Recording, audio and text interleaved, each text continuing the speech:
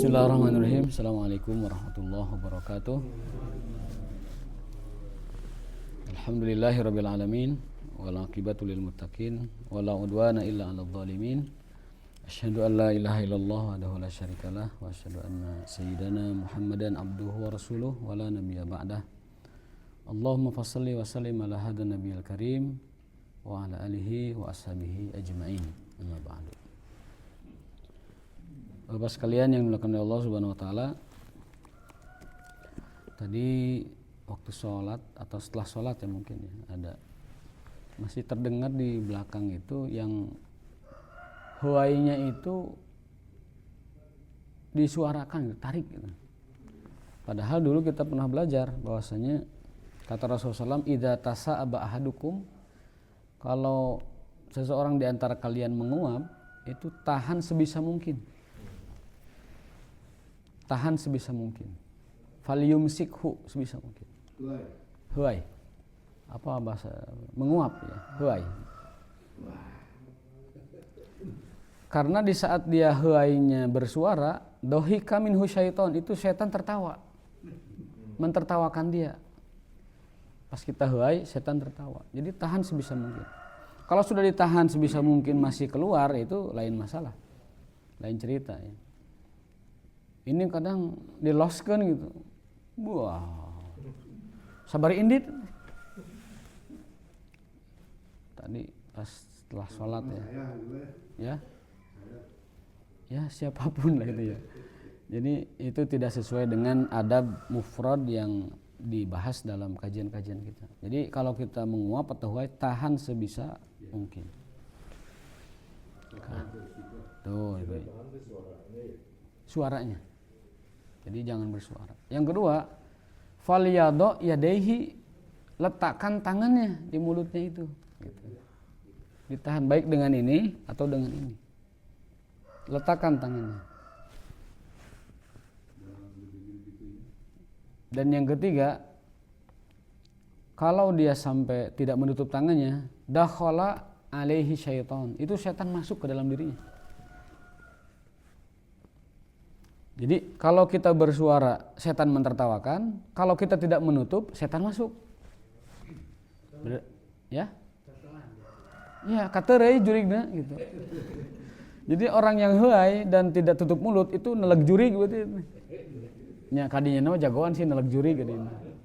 Jagoan. Jadi cara neureyan jurig teh sing huai sing loba gitu.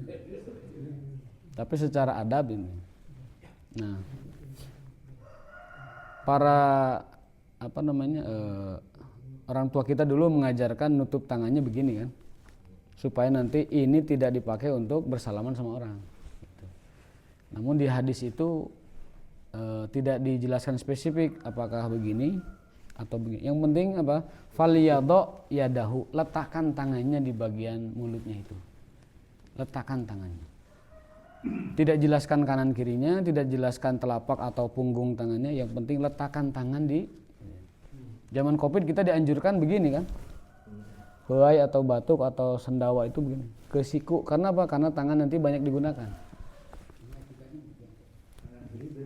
Kanan kiri bebas. Kanan kiri bebas, siku atau punggung tangan atau telapak tangan bebas. Karena hadisnya itu falyado iyadahu saja, letakkan tangannya. Berarti kan umum ya. Yang penting adab kita dalam menguap itu, satu, tahan sebisa mungkin, jangan sampai bersuara. Yang kedua, letakkan tangan di mulut kita. Jadi jangan dilepas, jangan diloskan. Jadi seperti menunjukkan kegagahannya gitu. Wah, huai nawe kasada gitu. Huai nawe kasada komodi berininya gitu. Nah. Terlebih dalam sholat.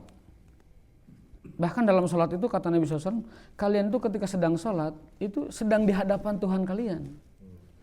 Maka jaga adab. Di antara adabnya itu adalah tidak mengeluarkan apapun yang keluar dari mulut. Batuk, kalau bisa ke pinggir. Bersin, kalau bisa ke pinggir. Bersiul saja. Atau mengeluarkan hembus nafas. Kalau lagi sholat, misalkan kita capek dari duduk berdiri, atau capek dari sujud duduk. Itu kata Nabi SAW apa? Andaikan di antara kalian mau mengeluarkan suara, baik untuk berdahak, baik untuk bersin, baik untuk batuk, baik untuk yanpuh, sekedar menghembus, itu jangan ke arah depan. Karena kalian sedang ada di hadapan Tuhan kalian. Beradablah. Ya. Iya, pokoknya apapun yang keluar dari mulut kita yang berupa keluaran napas, ya, berarti kan bukan bacaan sholat. Kalau bacaan sholat enggak, kita sedang menyebut. Kalau bacaan sholat kita sedang menyebut. Ini kalau atau bahkan hadisnya ekstrimnya begini, idza arada ahadukum an yabzugo, kalau di antara kalian ingin meludah saat sholat, falyabsuk an shimalihi, maka ludahlah ke arah kiri. Andaikan harus atau terpaksa harus meludah karena ada sesuatu yang tidak nyaman, itu ludahkan ke kiri. Misalkan ada ganjalan sisa makan tuh cenghil, ya. Bahasa Jerman Timur tuh cenghil. Segede baso misalkan, itu ke arah kiri. Ya, itu memang problematika di kita karena karpetnya juga modern. Kalau dulu kan masjid itu alasnya ada pasir, ada tembikar kan, tembikar. Jadi tidak masalah. Jadi ke arah kiri kan. Jangan juga orang juga ke arah itu ke sini. Jangan ke muka orang. Nah, itu namanya menghina. Itu adab-adab ketika kita sholat. Ya. Jangan sampai hembusan napas itu ke arah depan. Bahkan kalaupun harus meludah itu ke kiri. Berikutnya adab kita dalam sholat itu jangan mulut kita sampai bau, terutama bau-bauan yang tajam. Jengkol, peuteui. Zaman dulu itu bawang. Bahkan Rasulullah SAW melarang orang yang habis makan bawang, baik merah atau putih, jamaah di masjid.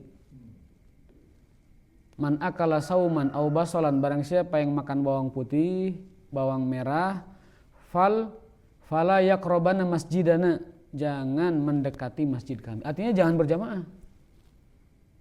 Kalau udah makan bawang merah, bawang putih, nyerang baunya tajam, sholat di rumah saja. Kenapa? Karena kalau dia sholat berjamaah dengan bau mulut yang tajam seperti itu, jangankan manusia terganggu sholat berjamaah, malaikat pun terusik. Bau jigong juga boleh. Ya, analogi mungkin ke situ ya, analoginya. Tapi di hadisnya itu bawang merah, bawang putih. Fa'inal malaikata, karena malaikat tata'azza, merasa tersakiti, terusik. Kama yata'adza minhu bani Adam, sebagaimana terusiknya manusia, sebagaimana terganggunya manusia, malaikat sangat terganggu dengan bau mulut, bawang putih, bawang merah. Mungkin kalau di kita mah jarang ada yang orang makan bawang putih, bawang merah mentah ya. Mungkin analoginya, saya katakan analogi kiasnya mungkin ke jengkol dan peuteui, mungkin ya kiasnya. Duren. Terus apalagi yang nyerang ya, itu malaikat tidak suka. Gimana Ustaz kalau malaikatnya beki kadu? Ya enggak ada malaikat beki kadu. Mungkin dia senang karena malaikatnya beki kadu, jadi kadunya dikeluarkan baunya. Enggak, malaikat tidak beki kadu. Bau-bauan yang tidak sedap malaikat tidak suka. Ya. Untuk itu, ini hukum ini melebar juga. Rumah yang wangi itu digemari malaikat. Rumah yang wangi digemari malaikat. Sebaliknya rumah yang tidak wangi atau mungkin bau lembab, bau apek segala macam, itu malaikat juga tidak suka di situ.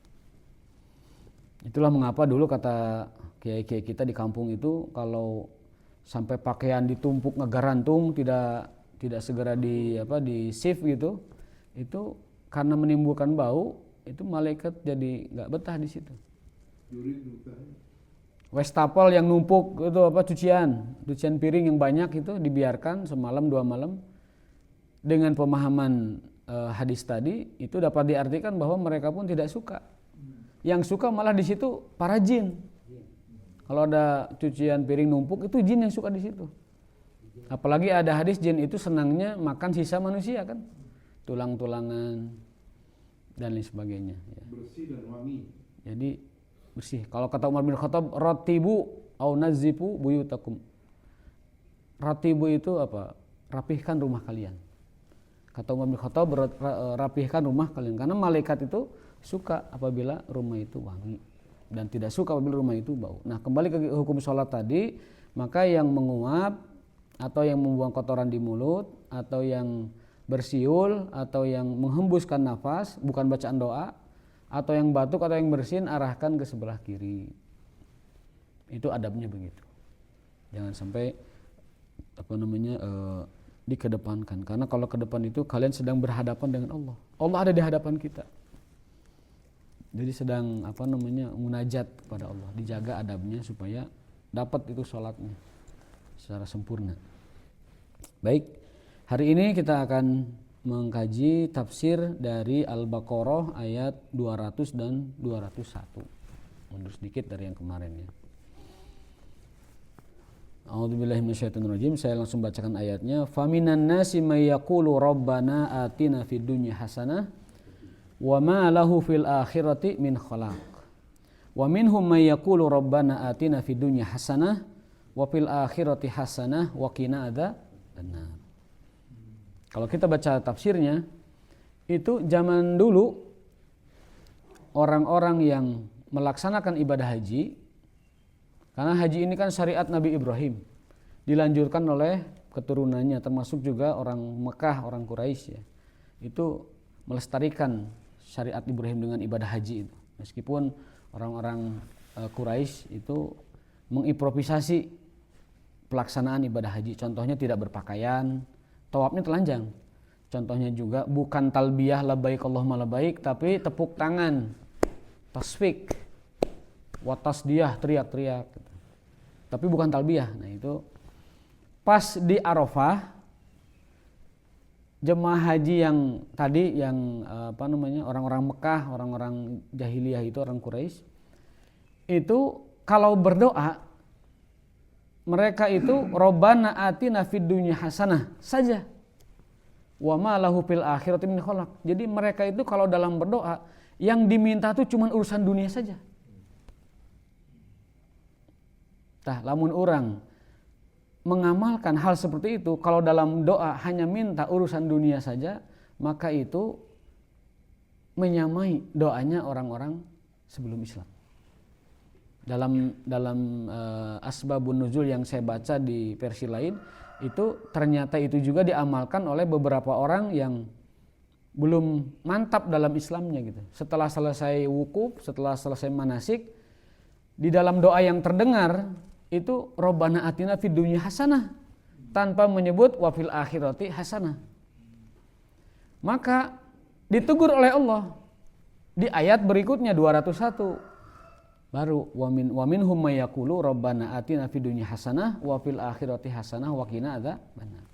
Jadi kita diperintahkan dalam berdoa itu untuk minta kebaikan dunia juga minta kebaikan akhirat. Orang Islam, orang iman dalam doa itu senantiasa minta kebaikan itu komplit, lengkap dunia akhirat. Jangan cuma minta dunia saja. Karena kalau kita berdoa hanya minta dunia, itu bukan perbuatan orang-orang beriman. Yang biasa melakukannya itu bukan orang beriman. Dan kita koreksi diri kita, selama ini kita kalau berdoa apakah hanya untuk banyaknya ya, hanya untuk dunia atau dunia akhirat. Dan banyak orang berdoa itu dunia hungkul, Pak. Tulu hayu tuluy doana teh Allahumma rzuqni dunia gitu. Padahal kalau kita lihat tartib berdoa dalam hadis yang dianjurkan oleh Rasulullah SAW, sesuai dengan urutan kebutuhan kita kepada Allah, itu kalau kita lihat urusan dunia itu bagian akhir, paling akhir itu. Yang pertama apa?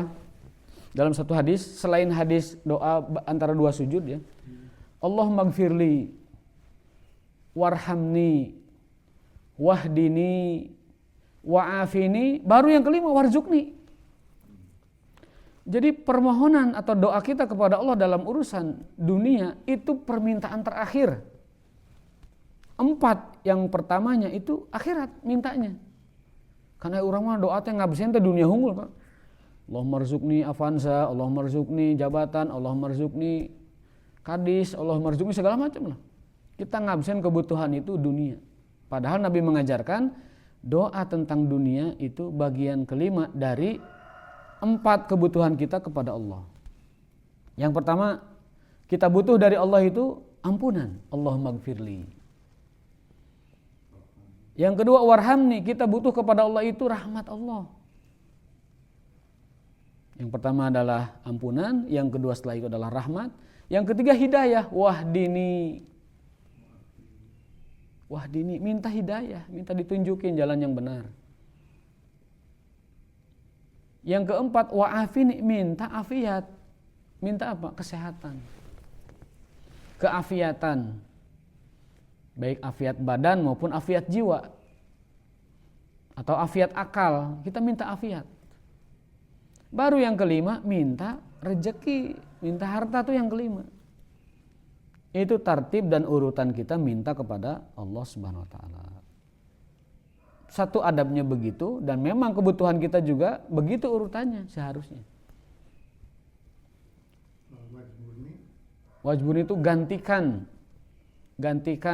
kehilanganku.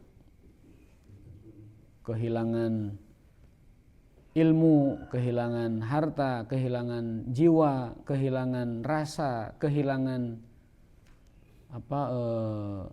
sesuatu yang kita miliki, itu dalam lafaz terkandung dalam wajburni, gantilah kehilanganku, gantilah kerugianku, gantilah kekuranganku. Jadi selama ini kan rezeki nomor 3 ya? Nomor 5. Apa?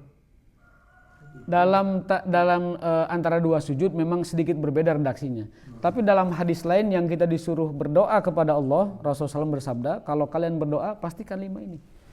Allahumma gfirli, warhamni, wahdini. Ini bukan dalam sholat, yang bukan dalam sholat. Ada hadis lain yang bukan dalam sholat. Allahumma gfirli, warhamni, wahdini, wa'afini, warzukni. Itu yang dalam sholat. Ini yang saya bahas yang di luar sholat. Kalau yang dalam sholat, iya Allahumma gfirli, warhamni, warfa'ni, wajburni, wa'afini, wafu'ani. Ada yang di akhirnya, warzukni, ada yang di akhir.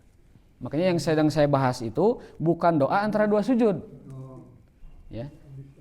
Yang sedang kita bahas bukan doa antara dua sujud. Karena itu mah banyak redaksinya, ada beberapa perbedaan redaksi. Yang saya sedang bahas itu anjuran Nabi kita berdoa dalam hadis yang lain bukan tentang duduk dua sujud, yaitu disuruh minta 5 hal kepada Allah. Dan kebetulan atau qadarullah, rizki itu bagian yang terakhir gitu.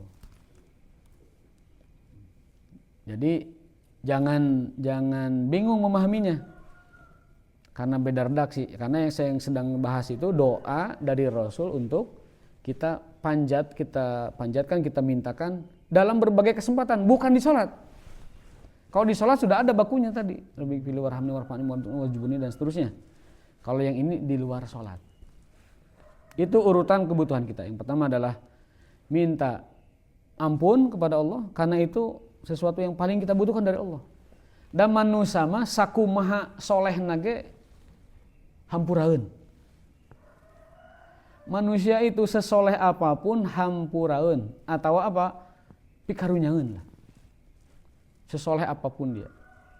Manusia itu adalah makhluk yang harus atau perlu dikasihani. Sesoleh apapun dia, sesempurna apapun, sebaik apapun, manusia adalah makhluk Allah yang perlu dikasihani. Makanya urutan pertama itu minta diampuni. Karena hampuraeun teh. Yang kedua adalah minta dirahmati. Yang ketiga minta ditunjuki biar tidak tersesat. Yang keempat minta disehatkan. Yang kelima baru minta rezeki. Jadi minta rezeki itu dianjurkan, walaupun rezeki itu dijamin. Perintahnya begitu. Jadi sebagai bentuk rasa butuh kita kepada Allah, rasa perlu kita kepada Allah, rasa kurang kita kepada Allah agar diberikan rezeki tersebut. Nah, orang-orang dahulu kalau berdoa itu cuman minta dunia, Rabbana atina fid dunya hasanah. Oleh Al-Qur'an ditegur, kalau kamu berdoa yang lengkap dong, Rabbana atina fid dunya hasanah wa fil akhirati hasanah wa qina adzabannar. Maka yang kita amalkan ayat kedua, Pak, jangan ngamalkan ayat pertama. Jangan ngamalin ayat 200, amalkan ayat 201. Karena yang 200 dicela oleh Allah, itu kurang doanya. Yang disuruh itu 201. yang sering kita baca. Doa yang dikatakan oleh para sesepuh kita disebut doa sapu jagat. Doa ini Rabbana atina fid dunya hasanah wa fil akhirati hasanah wa qina adzabannar adalah doa yang paling banyak dibaca oleh Rasulullah sallallahu alaihi wasallam. Ini doa yang paling banyak dibaca oleh beliau dalam segala dan berbagai kesempatan. Kalau Rasul diminta ngedoain, beliau baca doa ini. Para sahabat kalau diminta doa, mereka membaca doa ini. Bahkan doa antara azan dan qomat yang dianjurkan doa ini. Kita boleh banyak kebutuhan, boleh banyak keinginan, boleh banyak permohonan. Tetapi yang paling inti yang dibaca antara azan dan qomat, minta kebaikan dunia akhirat. Dan doa terbaik untuk minta kebaikan dunia akhirat, doa ini. Sebagaimana dalam hadis Adabul Mufrad dijelaskan bahwasanya kata Rasulullah SAW, kalau kamu berdoa kepada Allah, yang diperbanyak itu minta kebaikan dunia akhirat. Minta afiat dunia akhirat. Kalau di Quran ini Rabbana atina fid dunya hasanah wa fil akhirati. Kalau di hadis Allahumma inni as'alukal afwa wal afiyah fid dunya wal akhirah. Tapi maknanya sama. Kandungannya sama. Kalau redaksi hadis adalah afiat dunia akhirat, kalau bahasa Quran hasanah fid dunya wal akhirah. Tapi kesimpulannya sama, bahwa doa yang paling banyak kita harus panjatkan, terutama di waktu-waktu mustajab, adalah doa ini. Antara azan qomat, baca doa ini sebanyak-banyaknya. Walaupun keinginan kita banyak yang lain, tapi doa ini yang paling banyak dibaca. Nah, orang-orang yang hanya minta dunia dicela oleh Allah SWT di ayat berikutnya diganti dengan Rabbana atina fid dunya hasanah wa qina adzabannar. Dalam kitab Ithafus Sadatil Muttaqin, ini kitab syarah dari Ihya Ulumuddin karya Al-Ghazali. Beliau mengatakan bahwa an-nasu arba'atu asnaf. Manusia itu ada 4 kelompok. Nasib manusia itu 4 kelompok. Nanti kita lihat ada di kuadran mana gitu. Kita lihat ada di posisi mana biar bisa introspeksi. Manusia itu nasibnya ada 4 kondisi atau 4 kelompok. Ini kata Imam Murtado Az-Zabidi, pensyarah Ihya Ulumuddin karya Ghazali. Sinful awal, kelompok pertama itu sakiyun fid dunya wasa'idun fil akhirah. Ada orang yang di dunia itu sengsara, miskin, tidak punya pangkat apa-apa, tidak punya kehormatan di masyarakat apa-apa, tidak dihormatilah. Miskin, tidak punya pangkat, tidak dihormati juga. Orang sangat biasa dan tidak punya apa-apa. Belangsak, nelongso, nestopo. Kemono mah enggak ya? Mau kemono kan enggak ya? Tidak semua bisa diokan bahasa Jawa juga ya. Tetapi karena dia ridho dan qanaah dengan kondisi itu, lalu sebisa mungkin tetap dalam atau on the track melaksanakan kewajiban dan perintah Allah, artinya orang soleh lah gitu ya. Itu walaupun di dunianya dia sengsara, nanti di akhirat sa'idun, bahagia. Bahagia. Dia sengsara dunia tapi di akhirat bahagia. Mungkin di dunia dia diuji dengan banyak, mohon maaf, sakit. Mungkin diuji dengan keluarga yang berantakan. Mungkin diuji dengan pangkat yang naik-naik. Atau diuji dengan mungkin tidak punya pekerjaan. Atau diuji dengan berbagai hal. Gak apa-apa. Asal terima itu dengan baik. Sambil ikhtiar terus. Lillahi ta'ala, bismillah. Kemudian juga ada qanaah dalam dirinya. Ridho dengan hal itu semua. Ini adalah bagian dari takdir Allah SWT. Yang paling susah kan di dunia miskin, asalkan udah itu nggak sholat lagi. Nah, orang seperti ini ada di kelompok pertama. Kelompok kedua, asin puthani, sa'idun fid dunya wa syaqiyun fil akhirah. Di dunianya dia bahagia, senang, harta melimpah, badan sehat, jabatan ada, terhormat di masyarakat. Tapi dengan berbagai macam karunia Allah itu dia kufur nikmat. Tidak menggunakan sarana dan karunia Allah itu untuk kebaikan, untuk ketaatan. Padahal ada kaidah, kullu nikmatin laisa li ta'atillah fahiya baliyah atau musibah. Segala macam nikmat yang digunakan bukan untuk ketaatan, atau segala nikmat yang tidak digunakan untuk taat atau ibadah kepada Allah, fahiya musibah atau baliyah, pada hakikatnya itu adalah musibah. Sekali lagi, segala nikmat yang tidak dipakai untuk ketaatan kepada Allah itu sejatinya adalah bala atau musibah. Kenapa musibah? Karena dia nanti akan bertanggungjawabkan nikmat itu di hadapan Allah. Kalau dia tidak punya jawabannya, wayahna. Bukankah ada hadis manusia tidak akan bergeser kakinya di padang mahsyar sampai ditanya tentang itu, tentang bagaimana nikmat Allah itu dipakai oleh dia. Umurnya dipakai apa, sehatnya dipakai apa, hartanya dipakai apa, kan begitu. Maka orang kedua itu orang yang di dunianya dia banyak karunia tetapi kufur nikmat. Malah jatuhnya jadi istidraj, kan kesananya itu. Akhirnya dia sengsara di akhirat. Nestapa, ya, nalangsa di akhirat, kebelangsak di akhirat. Apa kita akan milih yang ini? Tentu tidak. Kelompok ketiga, ini yang tadi Pak Haji sampaikan, syaqiyun fid dunya wa syaqiyun fil akhirah. Sangsara dunia, sangsara akhirat. Ini orang paling kebelangsak, kalau kata orang Betawi ini kebelangsak ini udah. Di dunia dia miskin, bahkan mungkin sakit, bahkan mungkin tidak punya jabatan apa-apa, bahkan di masyarakat juga tidak terpandang. Tapi dalam kondisi serba kurang seperti itu, dia malah melanggar Allah dengan maksiat, atau melanggar Allah dengan meninggalkan kewajiban. Kan maksiat itu ada dua, ada maksiat melaksanakan larangan, ada maksiat meninggalkan perintah.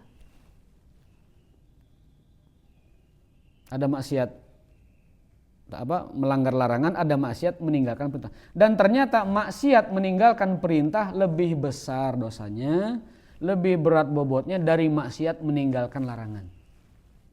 Sekali lagi, maksiat tidak menjalankan perintah lebih besar dosa dan bobotnya daripada maksiat melanggar larangan. Maka ulama menyimpulkan dosa tidak sholat lebih dahsyat daripada dosa berzina.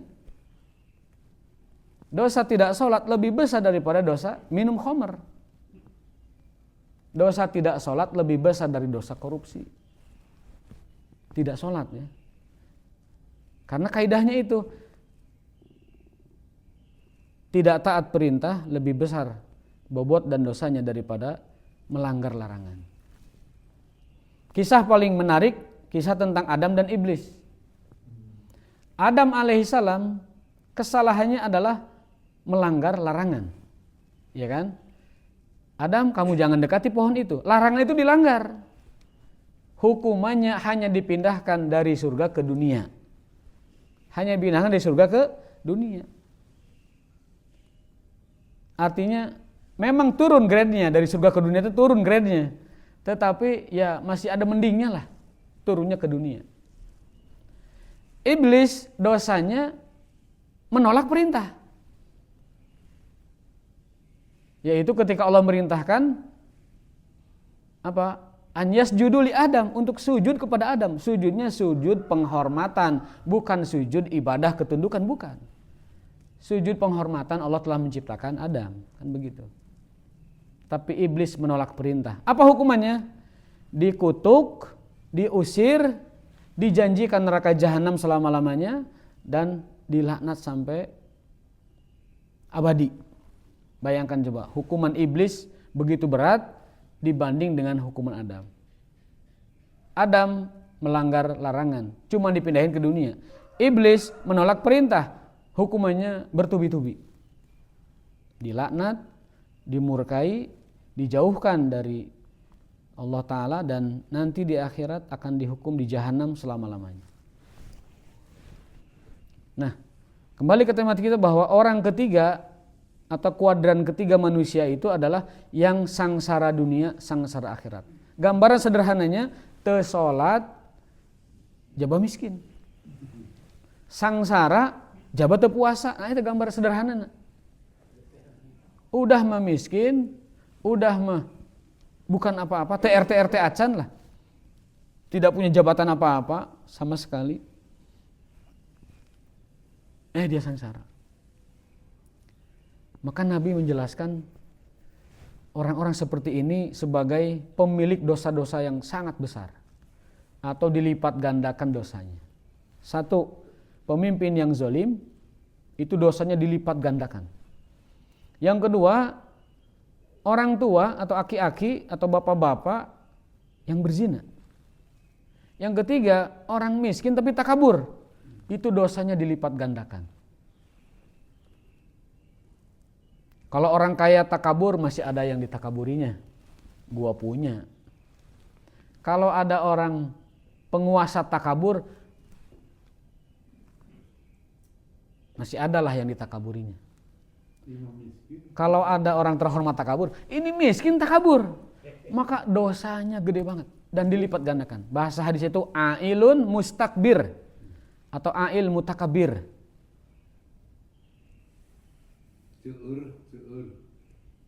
Serba kekurangan tapi sombongnya minta ampun. Ada kayak begitu. Orang kaya sombong dosa, tapi tidak sebesar dosanya orang miskin yang sombong. Penguasa itu sombong dosa, tapi kalau orang tidak berkuasa lebih sombong itu atau sok berkuasa, itu lebih gede dosanya. Pemuda zina, pemuda yang berzina itu dosa, tetapi tidak seberat dan separah dosanya orang tua yang berzina. Orang tua sudah harusnya kembali kepada Allah, orang tua sudah menikmati dunia berpuluh tahun dengan pasangannya, malah berzina. Kalau anak muda mungkin ya karena penasaran, karena apalah. Dosa, hukumannya ada, tapi cuma dicambuk. Kalau orang tua kan hukuman dunia aja berat, dirajam kalau terbukti dengan pembuktian yang lumayan ketat ya. Kalau lolos di dunia, azab akhiratnya berat. Nah, yang ketiga, yang pertama tadi penguasa yang zalim. Harusnya dia amanah dengan kekuasaannya, malah dia menzalimi banyak orang, maka dosanya dilipat gandakan. Malikun zalim, syaikhun zanin, wa fakirun mutakabir. Ya, itu kuadran ketiga, sangsara dunia, sangsara akhirat. Yang keempat, kuadran nasib yang keempat, sa'idun fid dunya wa sa'idun fil akhirah. Bagja dunia, bagja akhirat. Makmur dunia, senang akhirat, gembira gitu. Banyak karunia Allah berupa kenikmatan, fasilitas dunia dari Allah di dunia, dan di akhirat dia mendapatkan surga yang melimpah karunianya. Ini gambaran orang yang Allah kasih banyak kelebihan, karunia, baik kesehatan, harta benda, pangkat jabatan, dan juga kehormatan di masyarakat, keluarga yang luar biasa. Dengan itu dia syukur nikmat. Bagaimana dengan sedekah? Udah mau kaya, udah ini. Itu masuk syukur nikmat. Sedekah itu bagian dari syukur nikmat. Kan syukur itu definisinya apa? Al-qaulu bil lisan wal i'tirafu bil qalbi wal amalu bi al jasad atau al jawarih. Definisi syukur itu kata para ulama adalah lisan mengucapkan terima kasih, alhamdulillah. Hati i'tiraf, mengakui bahwa semua yang datang kepada saya adalah min fadli rabbi, karunia dari Allah. Dan yang ketiga, syukur tindakan, menggunakan karunia-karunia tersebut dalam kebaikan. Tadi kaidahnya kembali, segala macam kenikmatan yang tidak membawa kita kepada kebaikan, pada hakikatnya itu adalah musibah. Kalau nikmat yang ada pada kita tidak menyebabkan kita lebih baik atau tidak dalam kebaikan, maka itu musibah. Itu kata Al-Ghazali yang disyarah oleh Al-Murtada Az-Zabidi ya, menjelaskan tentang 4 kuadran nasib manusia. Nah, kita ingin agar hidup kita itu fid dunya hasanah wa fil akhirati hasanah. Bagaimana tipsnya? Bagaimana caranya kan begitu? Karena kalau salah doa bahaya, Pak. Salah doa bahaya. Dulu di zaman Nabi ada seorang pemuda, pernah saya ceritakan kalau tidak salah ya. Ada seorang pemuda itu nguyung wae hirupna teh. Jiga piit anu kacayan. Tahu burung piit anu kacayan kan nguyung gitu ya. Manuk kacelup dina cai nguyung gitu. atau hayam nu dileob, nguyung. Hayam dileob nguyung gitu. Nabi mengunjungi orang itu yang sakit itu. Karena Nabi tahu ya, dikasih tahu sama Jibril, ini orang nih salah doa nih. Langsung ditembaklah oleh pertanyaan. Hai anak muda, kamu doa apa sih? Gitu. Kamu doanya gimana sih? Kamu doa apa gitu? Sampai separah ini kondisimu gitu. Hati-hati dengan doa, Pak. Anak muda itu mengatakan begini, saya berdoa, andaikan nanti di akhirat saya akan dihukum Allah, lebih baik di dunia saja. Dalam bahasa dia, Allahumma in kunta mu'adzibi yaumal qiyamah fa'adzibnil an. Ya Allah, kalau nanti engkau akan menghukumku di akhirat, aku ingin beres di sini saja. Nabi langsung menegur keras. Lan tutikuh, demi Allah kamu tidak akan sanggup menerima hukuman Allah di dunia. Demi Allah tidak akan sanggup. Yang kamu minta itu apa? Hampura. Yang kamu minta itu ampunan, jangan minta dihukum, jangan pernah. Tidak akan sanggup. Mun kamari teh mah ulah ngalawan Allah bisi bubuk tak eta maksudnya. Baca olehmu, Nabi mengajarkan tuh doa ini. Rabbana atina fid dunya hasanah wa fil akhirati. Kalau kamu sudah merasa di titik nadir, kamu sudah merasa berantakan dengan hidup dan dosamu, enggak usah pusing, enggak usah bimbang, baca doa ini Rabbana atina fid dunya hasanah. Karena pemuda ini kan merasa banyak pihukuman Allah gitu. Pemuda ini merasa banyak pisiksaun Allah. Tapi Nabi mengajarkan sama sekali tidak untuk dihukum. Tapi Nabi mengajarkan baca doa ini. Rabbana atina fid dunya hasanah. Ya Allah, beri aku kebaikan di dunia.